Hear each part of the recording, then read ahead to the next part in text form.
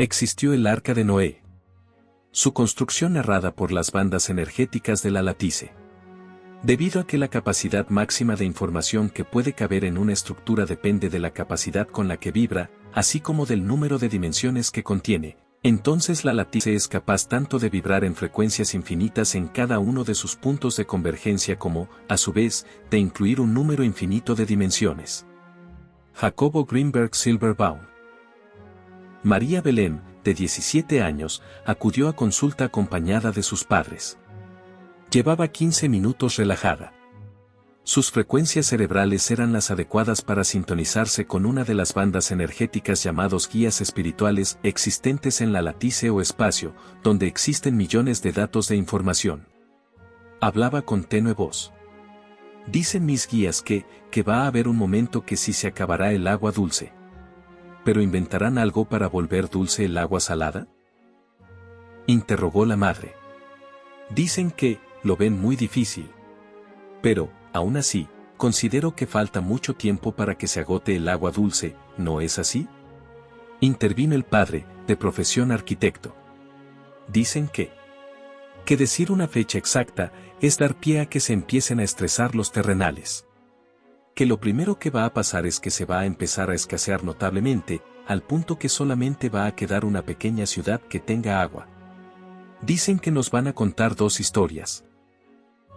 Dicen que primero van a contar una, más desde el enfoque espiritual y religioso, y después, más desde el enfoque de lo que ha pasado y por qué se extinguieron varias razas hace tiempo.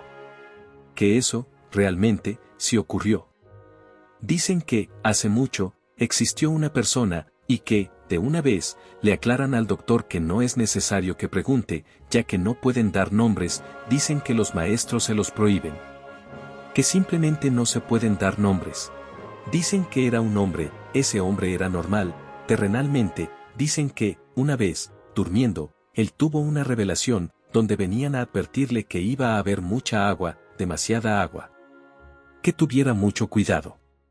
Él asumió que quien le mandaba el mensaje era Dios y que no fue Dios, que fueron unos enviados de Dios. Dicen que esta persona se empezó a asustar porque, cada vez, era más recurrente esa revelación que tenía.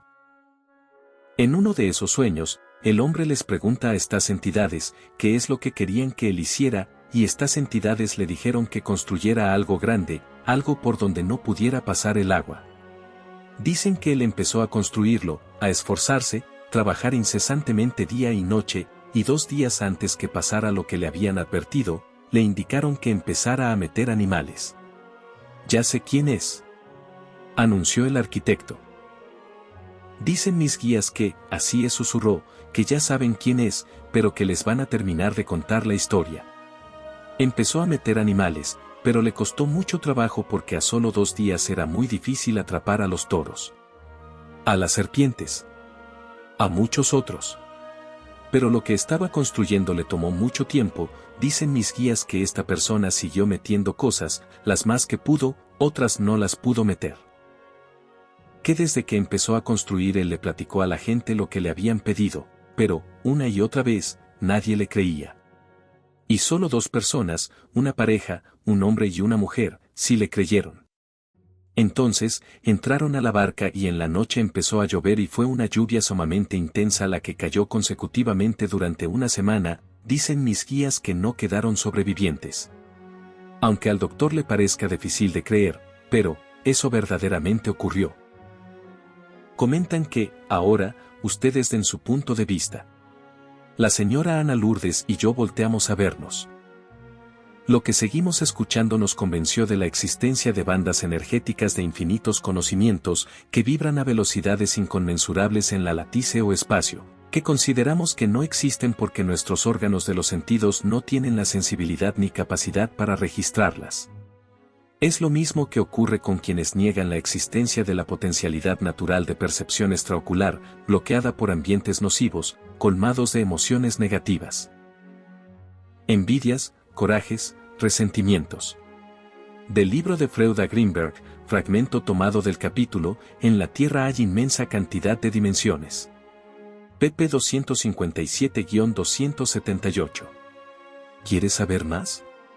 Profundiza, lee libros con base científica. Disfrútalos en Amazon. EPUB o pasta blanda. Like, suscríbete, comparte y evoluciona.